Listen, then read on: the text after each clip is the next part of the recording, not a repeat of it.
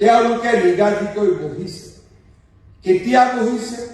51 চনত আহিছে, 71ত আহিছে, 61ত আহিছে, ইৰিলেভেণ্ট। কালি যদি ভাৰত আৰু বাংলাদেশৰ যুদ্ধ হয়,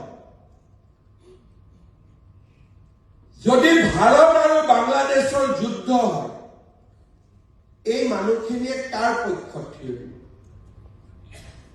কাৰণ এজন ভাৰতীয় মানুহ যদি বিদেশতো থাকে, আমি কি কওঁ? বিদেশত আপোনজন। তেওঁ মনত ভাৰতীয়ত্বটো এৰি দিব নোৱাৰে।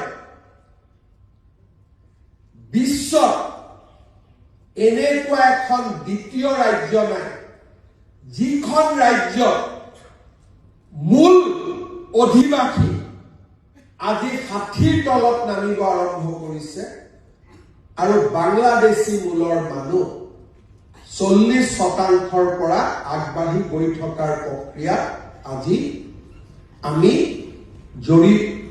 আমাৰ চকুত দেখা পাইছো।